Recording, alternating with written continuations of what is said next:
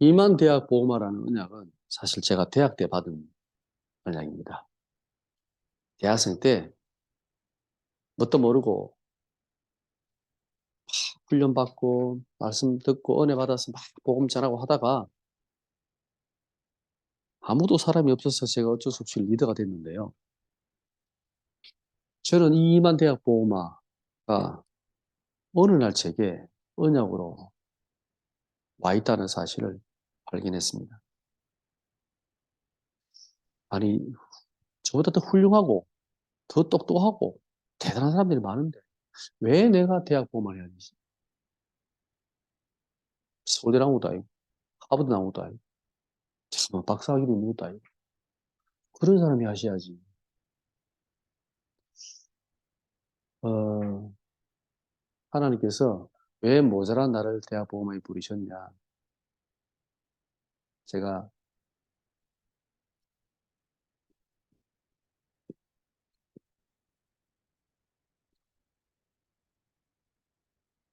이 제자라는 단어를 붙잡게 됐거든요. 제자.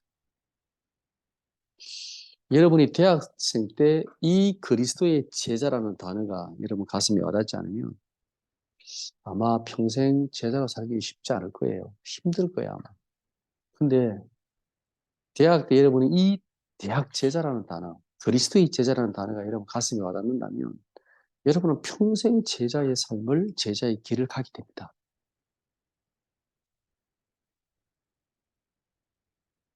제게 주신 단어 중에 가장 중요한 단어, 저는 이 단어라고 생각합니다. 이 대학 때 그리스도의 제자의 축복을 누려야, 예, 20억 랩런트, 우리의 후대를 살릴 수가 있습니다. 미안하지만. 아니면, 조금 죄송한 얘기지만, 자꾸 걸림돌이 돼요. 어른들이 랩런트 앞길에 걸림돌이 돼요. 저는 진짜 제가 생각하는 것 중에 하나가 뭐냐면, 내가 혹시나 걸림돌이 되지 않을까. 예, 길을 닦고 나면 이 길을 닦은 레미콘이, 저 크레인이 길에 있으면 안 되잖아요. 없애야 되잖아요. 그 앞에 또 혹시 길을 실컷 닦아놓고 앞에 서 있으면 어떡합니까? 갈 수가 없어요. 빨리 치워야 돼. 나는 언제쯤 빨리 피할까? 내가 혹시 방해되면 안 되잖아요. 내 때문에 방해돼요. 제가 앞에 계신 분들을 보면서 느끼거든요. 너무, 정말 너무 복음을 사랑하시고, 너무 대학을 사랑하시고, 정말입니다. 너무 세계복음화 막, 대학, 너무 다 좋은데, 길을 쫙 닦아놓고 버티고 있는 거야. 그 뒤에 갈 수가 없어. 그걸 많이 느끼기 때문에, 제가 우리 목사님들 얘기할 때, 우리는 그러지 말자. 빨리 비켜주자. 밑에 랩런트들 일어나서 마음껏 대학 보험하고 세계보험 할 수 있도록 해줘야 돼. 딱 버티고 있으면 안 돼. 정말입니다. 여러분은 아직 그런 생각 안 들지요? 좀 지나보면 여러분이 나중에 제 나이가 됐을 때 40, 50대가 되면요. 이 생각을 꼭 해야 됩니다. 50대, 60대가 되면. 에이, 보니까 부족해, 모자라. 모자라도 세워야 돼요. 세우면 응답 받는다니까요.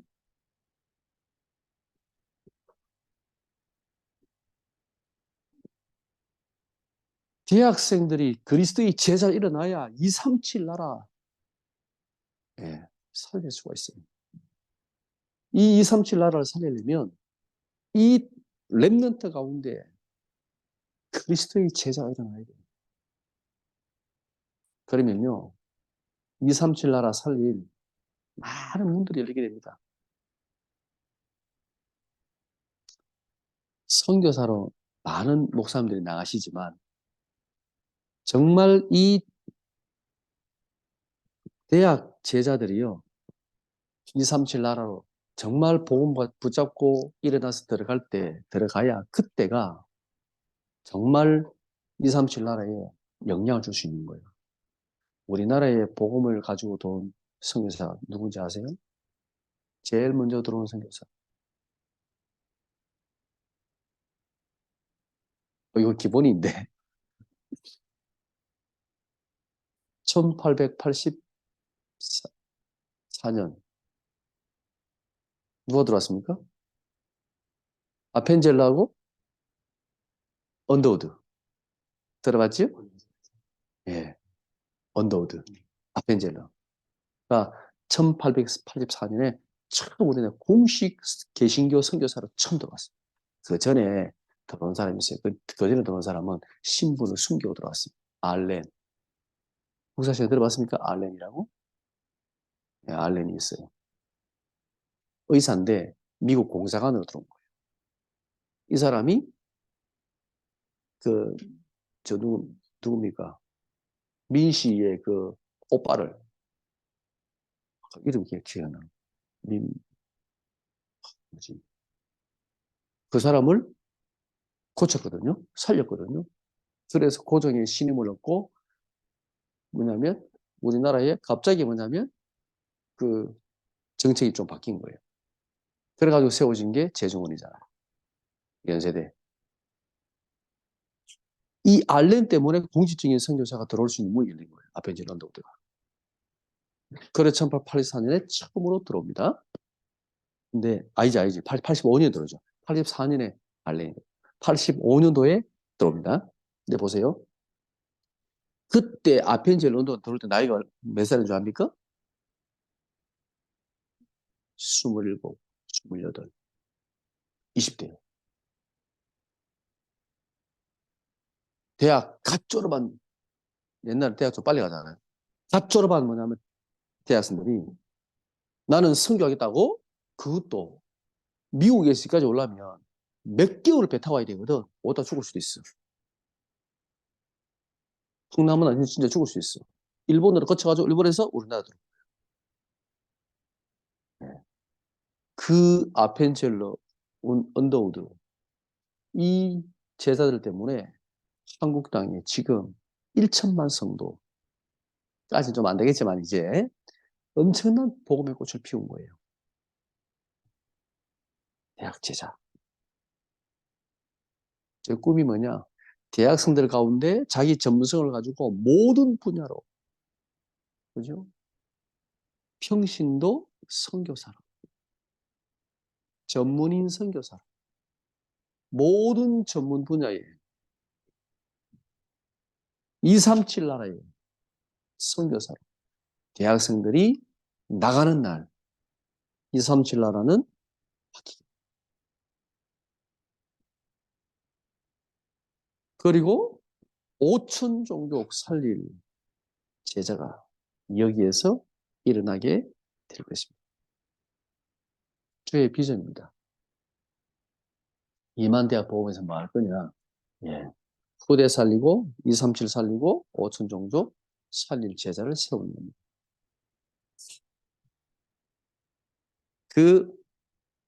이 기도가 하나님이 이 언약을 제가 대학생 때 받았는데요. 이제 거의 제가 다락방을 만난 지 30년 됐는데 30년 만에 지금 2만 대학 보호마에 하나님이 첫 문을 열었습니다. 다락방 선교사가 들어가지 않는 나라. 그죠? 우리는 그 나라에 가서 대학에 들어가서 제자를 찾고 이 제자를 찾아서 세우겠다라는 게 기도 제목이에요. 그 첫 번째 나라가 지금 라오스를 잡았습니다. 왜 라오스냐? 일단 라오스에 선교사가 없어요. 다락방 선교사가 없어요. 근데 라오스가 재밌는 게 뭐냐면 라오스는 공산국가예요.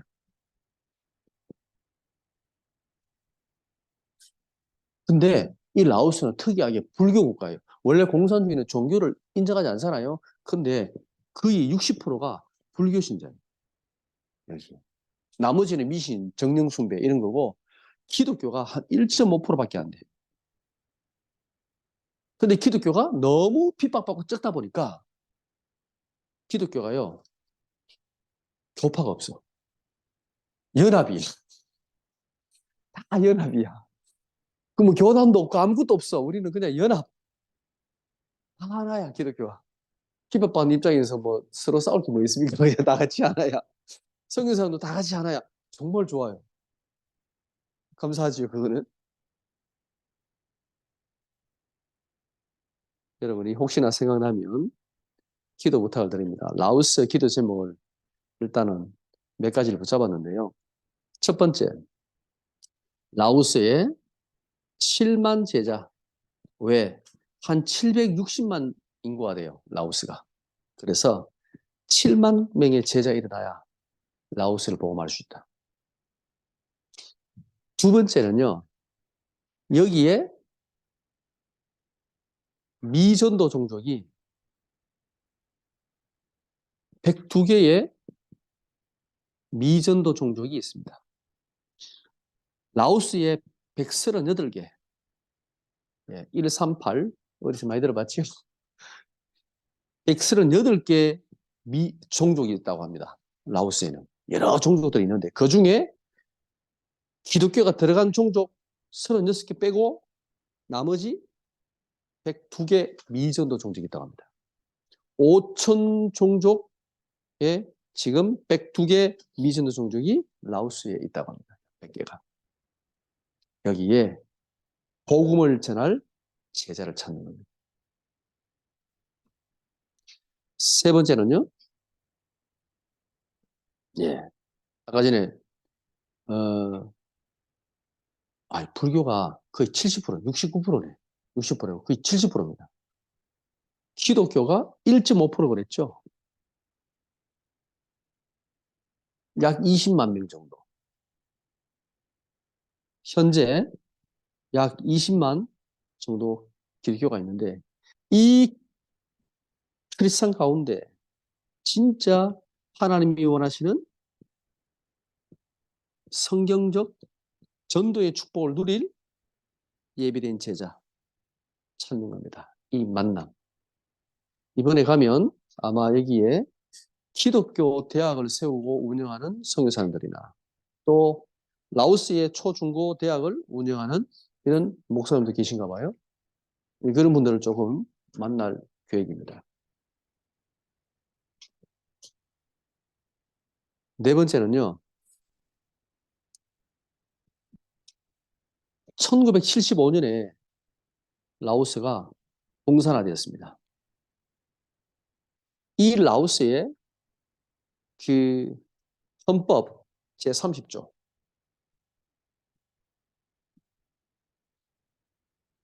헌법 30조가 뭐냐? 이렇게 되어 있습니다. 개인은 자유롭게 신앙을 가질 수 있지만 남에게 종교를 강요할 수 없다. 그래서 선교사들은 절대로 전도 선교하면 안 되는 나라입니다. 근데 라오스의 그 목사들은 전도사들은 전도할 수 가능합니다. 현지인은 선교사는 안 됩니다. 선교사는 안 되고 현지인만 가능합니다. 이 공산주의 사상 헌법 30조가 무너지고 마음껏 전도 선교할 수 있는 문이 열릴 수 있도록 여러분 기도해 주시기 바랍니다.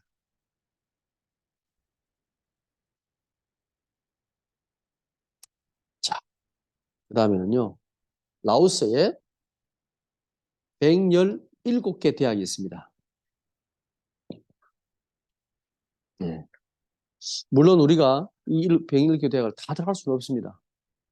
이 가운데 중요한 대학이 비엔티안 수도에 있습니다. 이 수도에 집중되어 있는 중요한 대학들. 수도는 그나마 조금 괜찮은데 나머지 시골 들어가면 너무 못 사는 나라예요. 라오스는 동남아시아에서도 아주 못 사는 나라 중에 속해요. 그래서 어, 물도 안 좋고 막 교통이나 모든 게 다 환경이 안 좋은 상황이에요. 그나마 수도는 좀 덜해요.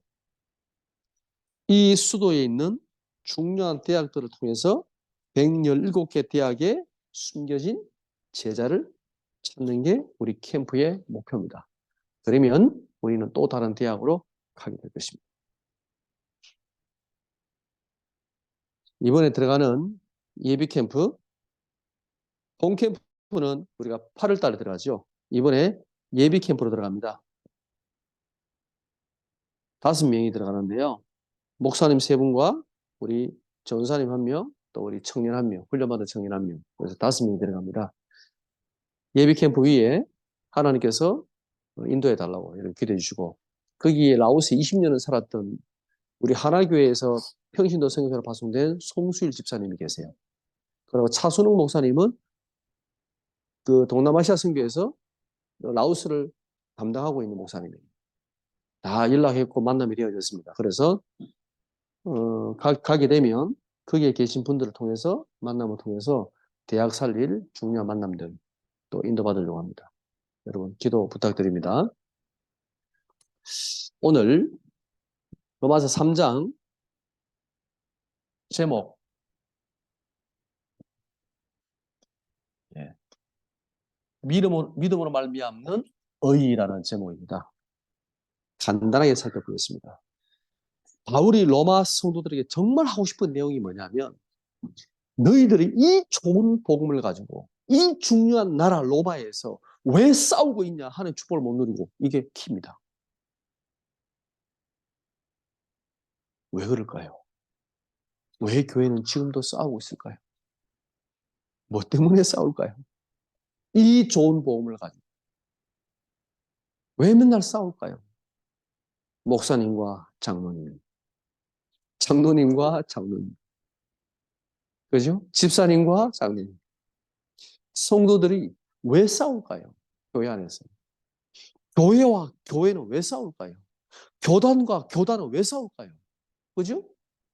우리가 지금 세계 복음을 해야 될 2, 3, 7 나라 5천 정도 복음을 못 듣는 사람은 얼마나 많은데 지금 후대들은 죽어가고 있는데 그죠? 왜 싸울까요? 우리가 찬양을 보다 보면 이거 보면 왜 광고 한 번씩 나오잖아요. 그 선교사님들 그 막 선교 현장 광고 한 번씩 나오잖아요.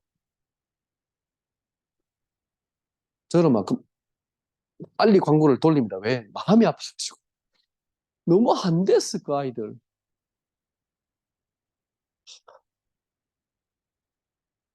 너무 안타까워요. 너무 100원 있잖아요. 100원. 혹시 압니까? 100원, 100원, 100원. 병 하나 주고 너무 좋아가지고 막 100원 가는 그 친구 진짜 도와주고 싶지 않아요? 내가 옆에 있다면 가까이 있다면 내가 가서 진짜 맛있는 거 사주고 정말 막 도와주고 싶어요. 어제 우리 애들이랑 저기 현봉사 올라가는데 그 원화역 앞이 그 언덕이거든요. 원화역 앞에 그게 언덕인데 할아버지가 막 리어크에 막 박스를 이만큼 가장 실어가지고 그 올라가는데 그 바로 뒤에 아저씨 한 분이 리어크 끼고 운동하러 가는데 보고 석 지나가더라고. 할아버지 얼마 리어크 이름 끌어봤습니까? 아등 실고 끌면 진짜 힘듭니다. 무게도 잡아야 되지 끌어야 되지 막. 그것도 언덕이잖아요. 그 제가 뒤에서 막 밀었거든요. 힘껏 옆에 킥보드 잡고 막 헌터들 막 밀었거든요. 아우베까지. 왜 민주 아세요? 제가 어릴 때 아버지가 연탄 배달하셨어요. 제가 초등학교 때부터 늘 연탄을 밀었어요. 연탄도 갖다 나르고 그래서 팔리면 세요. 어릴 때부터 팔씨름 정말 셌어요. 왜? 하도 이걸 해가지고. 언덕에 아버지가 이제 혼자서 리어커를 끌고 연탄을 직접 배달해야 되니까 옛날에는 정말 무겁거든요, 연탄이요. 연탄 안 들어봤죠? 연탄 배달하는 거. 보통 보면 연탄 한 장씩 던져가지고 하잖아요. 어른들은 네 장을 들고 올라가요. 8장. 우리는 어리니까 2장씩 4장을 들고 올라갔어요.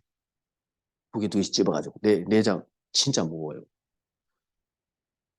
그거를 제가 직접 해봤기 때문에 알아요. 그것도 어디에서 했냐? 그 동네에서 했다니까? 원화의 그 동네에서?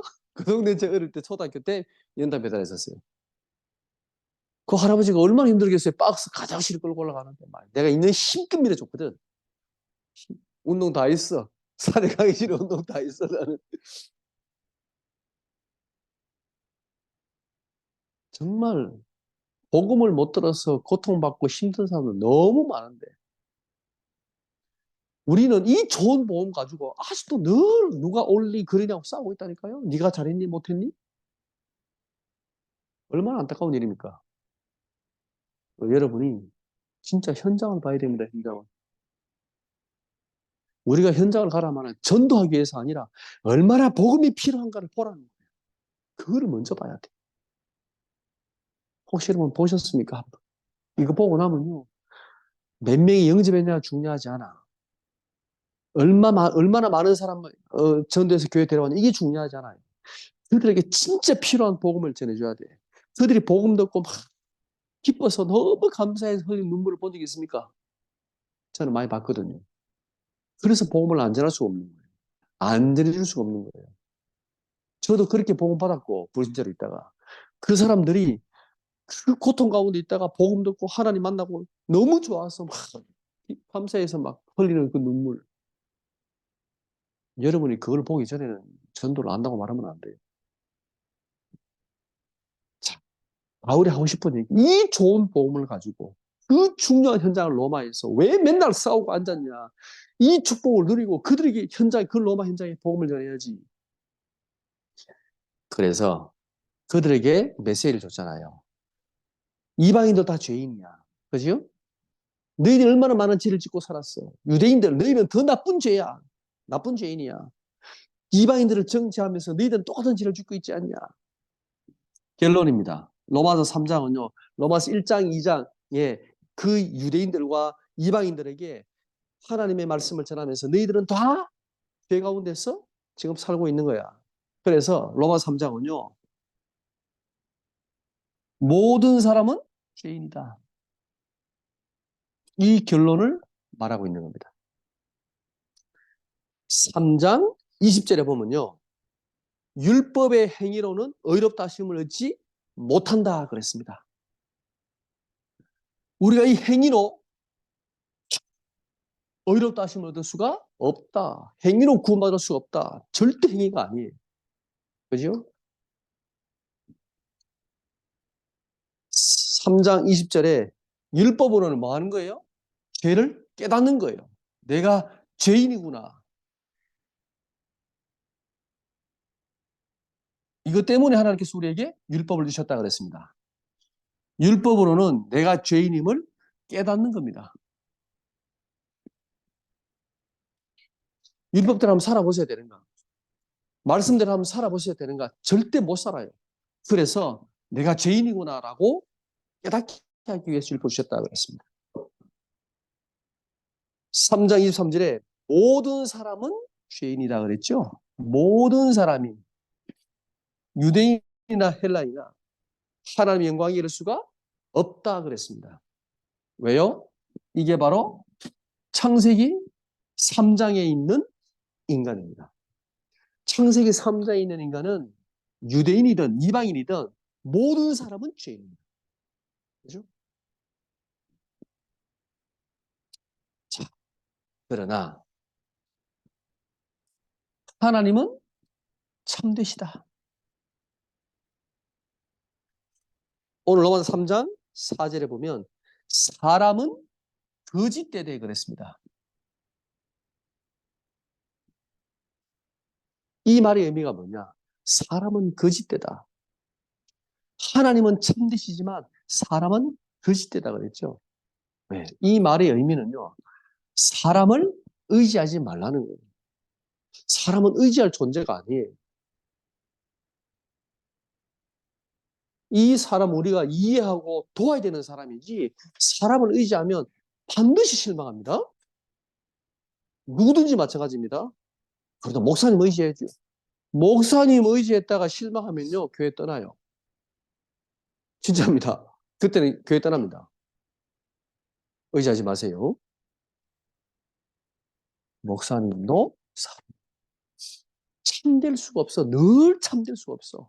늘 진실할 수가 없고, 그죠? 목사님은 온전히 선할 거야? 맞아요? 아니에요. 목사님도 인간이지.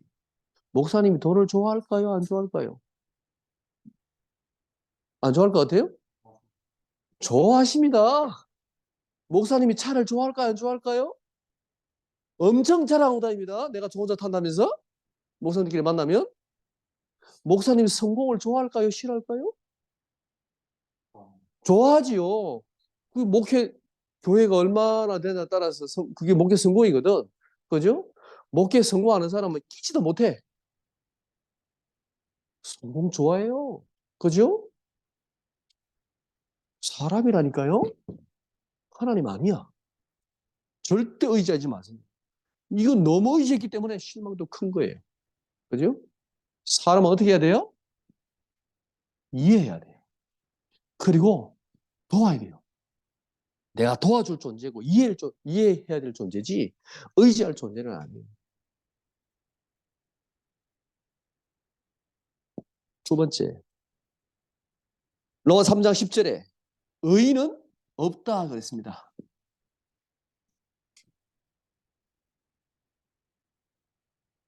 의인은 없나니 하나도 없다 그랬습니다. 창세기 3장에 있는 인간은요, 의인이 없습니다. 하나님을 떠난 인간은 의인이 없습니다. 이 말은 우리를 구원할 자가 없다는 말입니다. 그죠? 우리를 구원하려면 아무런 죄가 없어야 되거든. 그죠?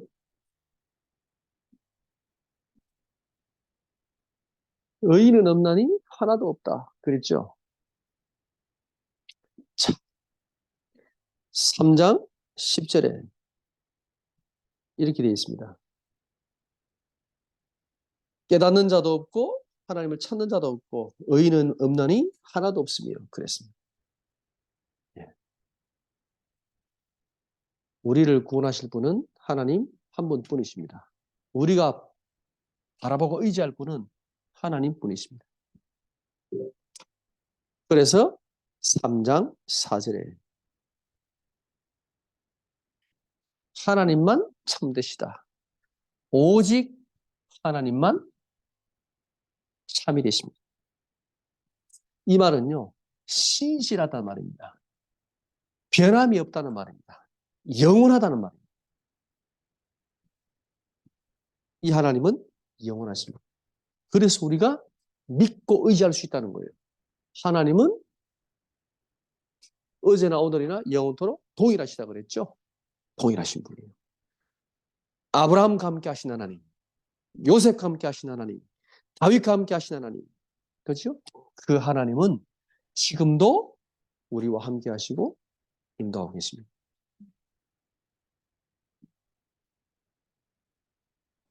그래서 사람을 의지하지 말고 하나님을 의지해라. 자, 하나님께서 어떻게 하나님 앞에 의롭다 하심을 얻는가? 칭의. 이 말은 하나님께서 의롭다 칭하신다는 거죠. 칭의라는 말은.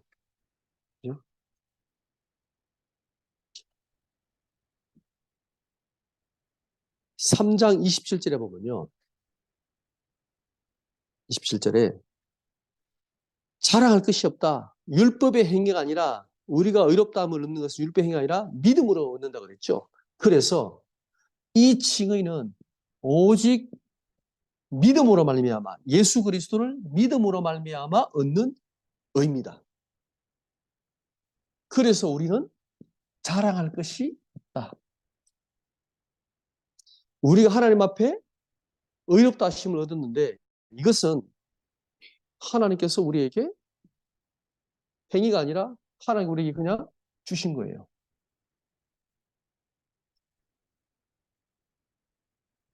3장 20절에 보니까 차별이 없다 그랬습니다. 예수 그리스도를 믿는 모든 사람에게 이방인이든 유대인이든 차별이 없이 모든 사람에게 의롭다 하시는 겁니다. 칭의는. 기준이 뭡니까?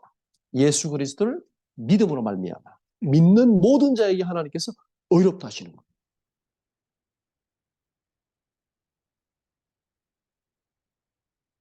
오늘 3장 31절. 그래서 이 칭의는요. 보세요. 율법을 피하는 것이 아닙니다. 그런지 우리가 믿음을 알며 율법을 파기하느냐. 그럴 수 없느니라. 도리어 율법을 굳게 세우느니라 그랬죠. 이 칭의는요. 율법을 피하는 것이 아니라 율법을 세운다 그랬습니다. 하나님의 모든 말씀을 성취하는 겁니다. 우리가 예수 그리스도 믿기 때문에 구약 다 필요 없어. 율법 다 필요 없어가 아니라 그 율법을 세우고 완성하는 게 믿음이라는 거예요.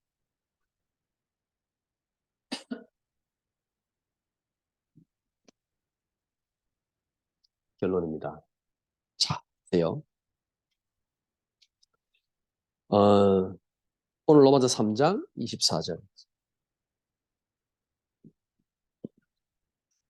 이 한 구절은 꼭 여러분이 기억을 하시면 좋겠습니다.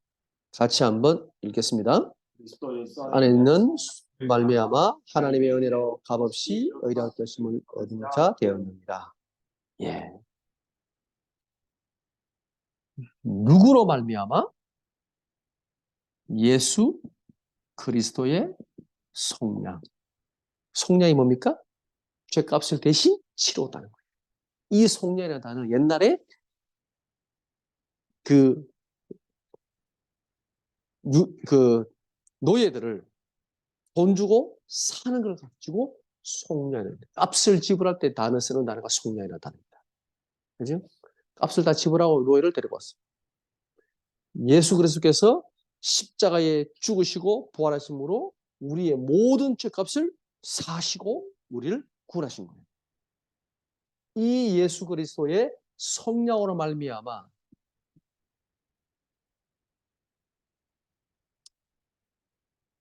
값없이, 이거는 우리가 값을 냈다는 말이에요? 안 냈다는 말이에요? 우리가 우리가 내야 될 값이 있어요? 없어요? 없어요. 왜? 예수 그리스도 이미 다 속량을 했어. 다 지불했어. 식당에서 밥 먹고 있는데 하나님께 장로님을 만났어. 인사하고 들어가서 밥 먹고 나오는데 예산 다 했다는 거예요. 장로님이. 그 말이 값을 다 치루었어. 그럼 돈 낼 필요 있어요? 없어요? 없어요. 공짜로 먹은 거지. 나가면 돼요. 사실은 공짜에 공짜 아니에요. 근데 공짜로 먹었어요? 공짜로 안 먹었어요? 이거 뭐라고 말해야 돼요? 그렇죠. 나는 공짜로 먹은 것 같지만 실제로는 값을 냈어요? 안 냈어요? 낸 거예요. 그죠? 우리의 죄값을 예수 그리스도가 다 낸 거예요. 지불한 거예요. 그러면 우리는 사단 앞에 떳떳할 수 있어요? 없어요? 사장님 왜 돈 안 내고 가세요? 말할 때 우리가 떳떳해요? 안 떳떳해요? 떳떳하지요. 그죠? 쫄 필요가 전혀 없어. 네가 죄인이 여인이야? 나 의인이야. 왜? 예수 그리스도가 내 모든 죄를 다 끝냈어. 이렇게 말할 수 있는 거예요. 그죠? 그러나 보세요. 솔직히 내가 값을 지불한 거는 아니지요. 그래서 자랑할 게 있어요? 없어요? 없어요. 이걸로 자랑할 게 없어. 우리는 하나님 은혜에 감사하는 거죠. 왜? 이게 오직 하나님의 은혜로 의롭다 하심을 받은 거거든. 그렇죠? 하나님의 은혜로, 하나님의 선물로 하나님께서 공짜로 우리에게 그냥 주신 거예요. 그러나 사실은 값을 다 치른 거예요. 그래서 우리가 받는 의는 하나님께서 우리 보고 야 하나님 자녀 의로워. 너희는 깨끗해. 아무 죄가 없어. 라고 말씀하실 때 우리 이 의를 어떻게 얻느냐? 예수 그리스도를 믿음으로. 왜? 예수 그리스도가 소녀했기 때문에. 우리는 믿기만 하면 돼요. 유대인들은 아니야. 율법을 지켜야 되라고 말하잖아요. 그죠? 바울이 아니라고 얘기합니다. 유대인이나 이방인이나 모든 사람이 하나님 앞에서 죄인이다. 너 어떻게 의롭다 하심을 얻냐? 너희가 의롭다 하심을 얻은 것은 예수 그리스도를 믿음으로 말미암아 의로워진 거 아니냐? 근데 그걸 너희가 자랑할 게 뭐가 있냐? 네가 옳다, 네가 맞다, 틀렸다 서로 싸울 게 뭐가 있냐? 이 말입니다. 싸울 일이 안 싸울 일이에요. 우리가 남을 비판하거나 정죄하거나 할 수 있는 자격이 있어요, 없어요? 없다라는 거예요. 왜 네가 저 장로님을 네가 비판하고 판단하느냐? 예수님이 그 사람도 저 죄값을 치르고 하나님 자녀 샀다는데 구원하셨다는데 저런 분을 저런 인간을 구원하셨다는데 네가 왜 그죠? 우리가 따질 수가 있어요, 없어요? 없다라는 말이에요. 따지지 말라는 거예요. 네가 받은 은혜 감사해라. 우리가 이 복음을 가지고 사람을 이해하고 살려야 되는데 이걸 가지고 비판하고 정죄하고 죽이고 당짓고 서로 싸우고 있잖아요. 다 죽어가고 있는 현장. 바울이 하고 싶었던 말입니다. 하나님께서 우리에게 주시는 메시지입니다. 우리는 안 싸우죠? 여러분 싸우지 마세요. 절대 사람을 보고 정죄하지 마세요. 원래 모자란 사람이에요. 나는 안 모자란 사람입니까? 나는 더 모자란 사람이에요. 더 모자란 사람. 그래요? 그러면 우리가 이 의롭다 하심을 값없이 그냥 은혜로 받았는데 어떻게 남을 정죄하고 남을 비판하고 할 수 있습니까? 감사해야지. 한 주간 동안에 이 그리스도로 말미암아 감사하시고 승리하시기 바랍니다. 네, 우리 찬양 드리겠습니다.